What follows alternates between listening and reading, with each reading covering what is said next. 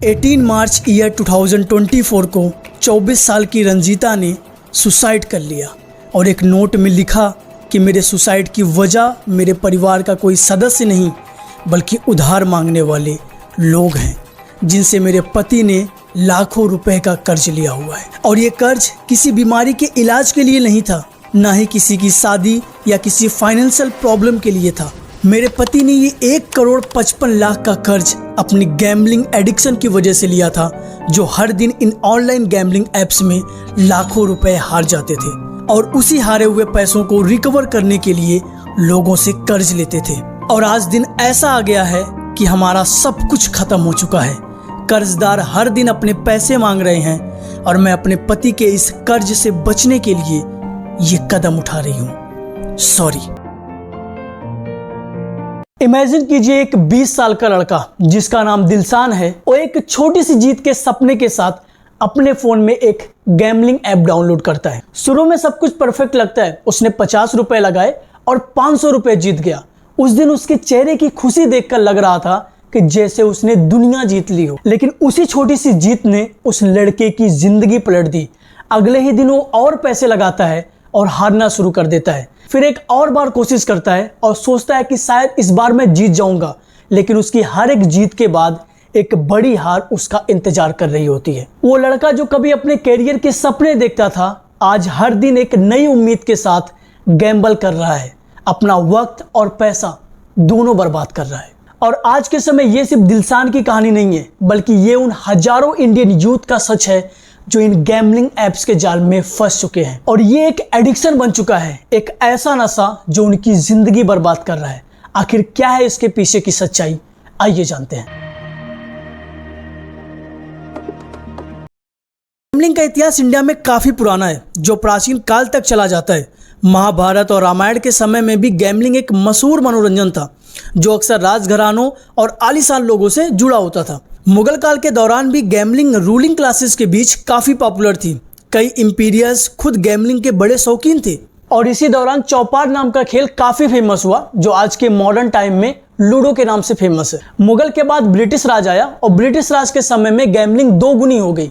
अब जब British government ने यह रियलाइज किया कि गैम्बलिंग हद से ज़्यादा बढ़ रही है, तो इसे रोकने के लिए या यूं कह लो इसे कम करने के लिए इन्होंने ईयर 1867 में एक गैम्बलिंग एक्ट लागू किया, जो आज के समय में भी कई सारे स्टेट्स में लागू हो रहे हैं। अब इस 1867 के पब्लिक गैम्बलिंग एक्ट के तहत गैम्बलिंग हाउसेस या कॉमन गेमिंग हाउसेस चलाना या उसमें पार्टिसिपेट करना दोनों इलीगल है। और अगर कोई पकड़ा जाता है तो 3 महीने की सजा या 200 रुपए के फाइन तक लगाया जा सकता है। लेकिन इस एक्ट में एक इलीगल गेम को जबरदस्ती लीगल बनाने की कोशिश की जा रही है। हॉर्स रेसिंग और लॉटरीज जैसे कुछ फॉर्म्स को लीगल रखा गया है और खास करके स्टेट गवर्नमेंट ही उन्हें अलाउ कर रहे हैं। और इन गेम्स को स्किल्ड बेस्ड गेम कहा जाता है। स्किल्ड बेस्ड गेम मतलब जैसे रमी और फैंटेसी स्पोर्ट्स जैसे गेम्स, जिन्हें गेम ऑफ स्किल के अंडर रखा गया है, क्योंकि गवर्नमेंट के नजर में ये गेम्स लीगल है। इस गेम को खेलने के लिए स्किल होनी चाहिए, ना कि लक। और इसी तरह से इंडिया के हर स्टेट को अपने गैम्बलिंग लॉ बनाने के अधिकार हैं।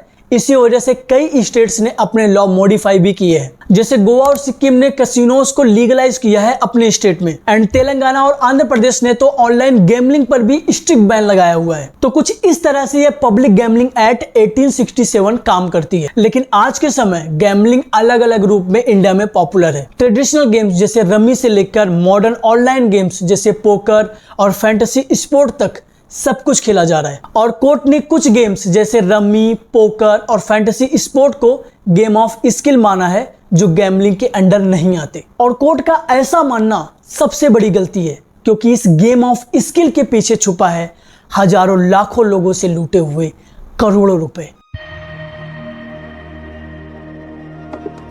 गैम्बलिंग ऐप्स का सबसे बड़ा वेपन होता है इल्यूजन ऑफ विनिंग। ये ऐप्स आपको इनिशियली बार बार जीतने देती है। स्टार्टिंग में आपको लगेगा कि ये तो बहुत इजी है, मैं इजीली इससे पैसे कमा सकता हूँ। और आपको ये फील देने के लिए कंपनीज स्टार्टिंग में 51 या 100 रुपीज़ का वेलकम बोनस देती है, जिससे आप विड्रॉ तो नहीं कर सकते, सिर्फ इन पैसों से इनके गेम्स खेल सकते हो। अब बहुत सारे लोग क्या सोचते हैं कि मुझे जो इन गेम में 50 रुपए या 100 रुपए मिले हैं, मैं सिर्फ उन्हीं से गेम खेलूंगा, अपने पास से पैसे नहीं लगाऊंगा। और मैंने अपने पास से तो पैसे लगाए नहीं है, अगर मैं इन पैसों को हार भी गया तो कौन सा मेरे जेब का जाने वाला है, तो खेलने में क्या बुराई है। सो वेट, अगर आप इस गेम में वेलकम बोनस हार गए तो शायद आप बच जाओगे, लेकिन अगर आप ये फ्री के पैसों से जीत गए और उन जीते हुए पैसों को विड्रॉ कर लिए तो आप एक ऑनलाइन गेम के जाल में फंस चुके हैं। क्योंकि जब आप पैसे जीत लेते हो तो आपका कॉन्फिडेंस बढ़ जाता है कि मैंने बिना पैसे लगाए इस गेम से इतने पैसे जीत लिए और ये जीते हुए पैसे मेरे अकाउंट में भी आ गए, मतलब ये गेम ट्रस्टेड है और इसका एल्गोरिथम भी मैं समझ गया हूँ। तो एक काम करता हूँ, जो पैसे मैंने अभी इस गेम से निकाले हैं उन्हें डिपॉजिट कर लेता हूँ। वैसे भी ये पैसे इसी गेम के हैं, अगर मैं हार भी गया तो क्या फ़र्क पड़ता है। और यहीं से शुरू होती है विड्रॉ और डिपॉजिट का असली खेल। इन गेम्स को इंटेंशनली डिज़ाइन की जाती है जिसमें आपको स्टार्टिंग में हाई पे आउट्स दिया जाता है और जब आप पैसे इन्वेस्ट करते हैं तब लॉसेस शुरू होता है, और इसे वेरिएबल रिवार्ड सिस्टम कहते हैं, जो आपके ब्रेन को डोपामिन का रश देता है जो आपको और गैम्बल करने पर मजबूर करता है। इसके अलावा ये लोग एक दूसरी ट्रिक यूज करते हैं जिसे नियर मिस फिनोमिना कहते हैं, जिसमें आपको बार बार ये लगता है कि बस थोड़ी सी कोशिश और करोगे तो जैकपॉट लग जाएगा। और जो लोग ऑनलाइन गेम खेलते हैं वो मेरी बात से रिलेट कर पा रहे होंगे। कई बार ऐसा होता है कि आप कुछ पैसे जीत जाते हो बट आफ्टर सम टाइम सारे पैसे हार जाते हो इसी नियर मिस फिनोमिना ट्रिक की वजह से, और उन हारे हुए पैसों को रिकवर करने के लिए और पैसे डिपॉजिट करते हो और बड़े गेम्बल खेलते हो एंड द रिजल्ट इज बड़ा लॉस। ये एप्स आपके माइंड के साथ खेलते हैं और आपको होप देते हैं कि अगले राउंड में आप जीत जाओगे। ये नियर मिस फिनोमिना किस तरह से डिजाइन है इसका एक रियल एग्जांपल है तीन पत्ती गेम।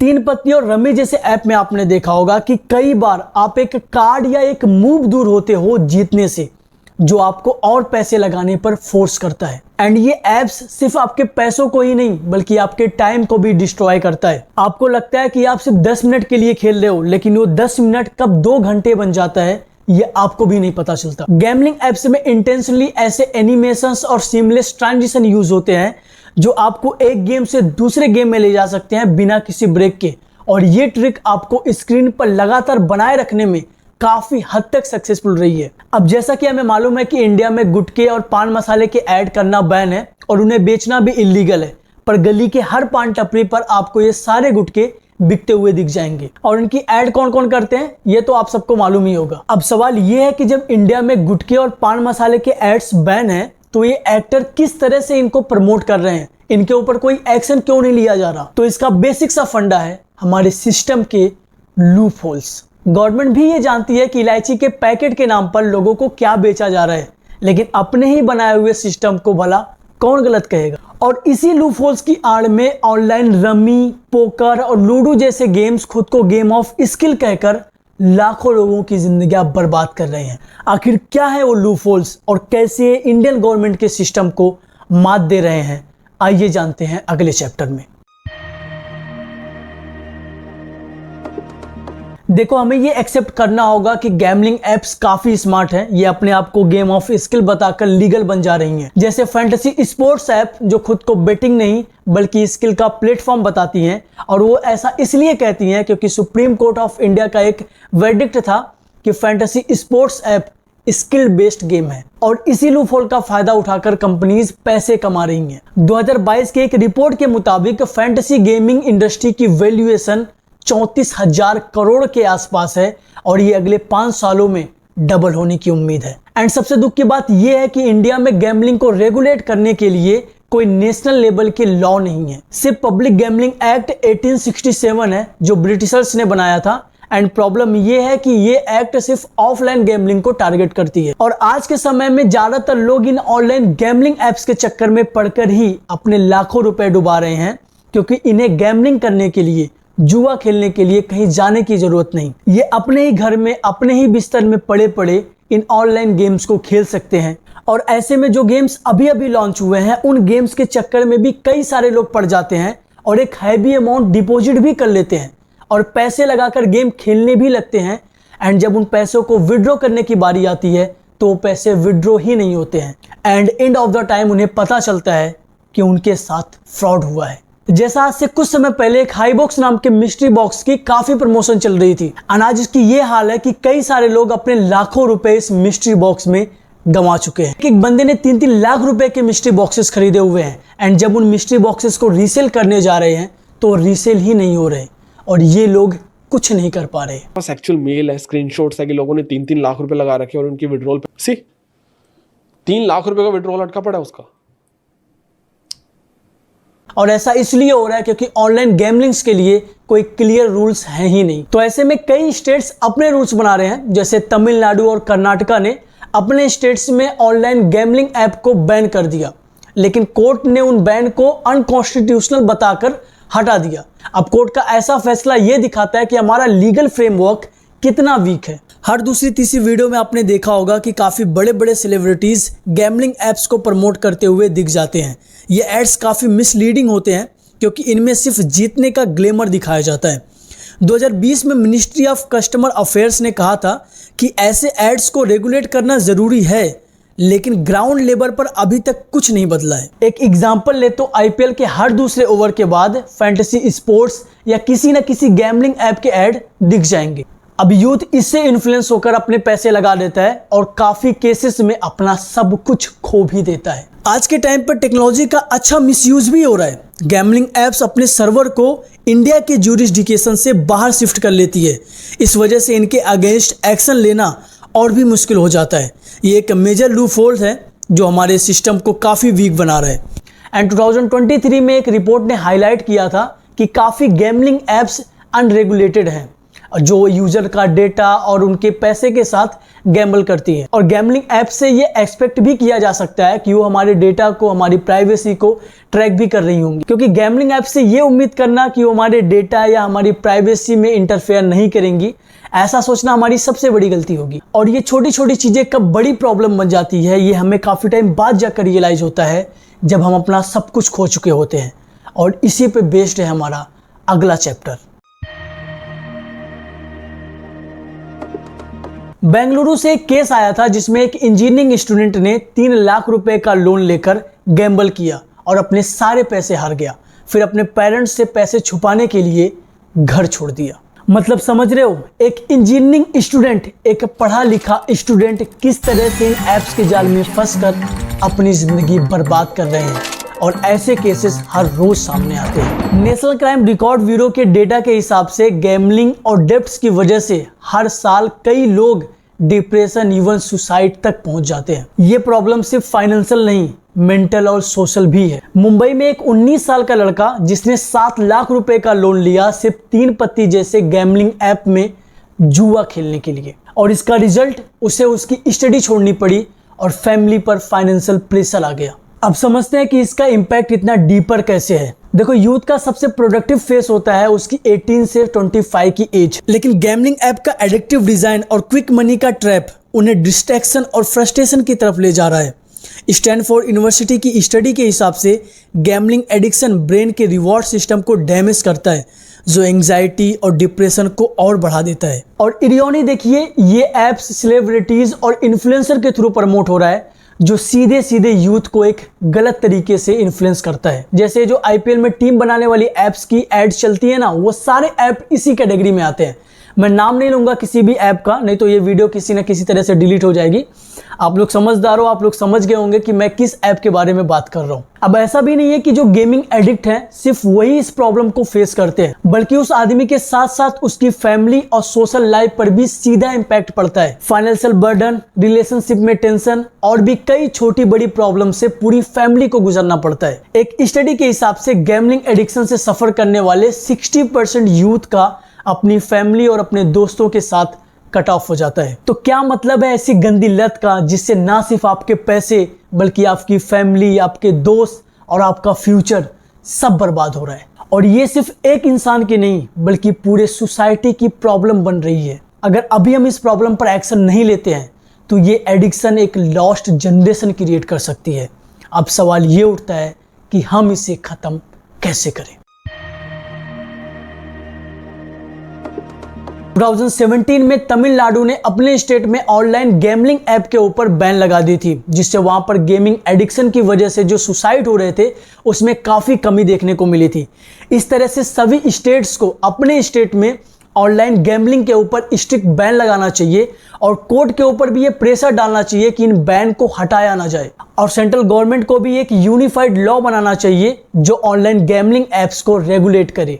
यूके में we gamble aware campaigns launch की गई थी, जिसका मोटिव था कि लोगों को गैम्बलिंग के बारे में अवेयर किया जाए, उन्हें गैम्बलिंग के पीछे की जो ट्रिक्स चल रही है उसके बारे में लोगों को बताया जाए। वैसे ही हमारी गवर्नमेंट और एनजीओ को मिलकर कैंपेन्स चलानी चाहिए, जैसे डिजिटल शक्ति चलाई थी साइबर बुलिंग के अगेंस्ट। और एक चीज़ और यहाँ पर नोट करने वाली है, यूथ गैम्बलिंग ऐप्स पर पैसे इसलिए खर्च करते हैं क्योंकि उन्हें फाइनेंशियल लिटरेसी की कमी होती है।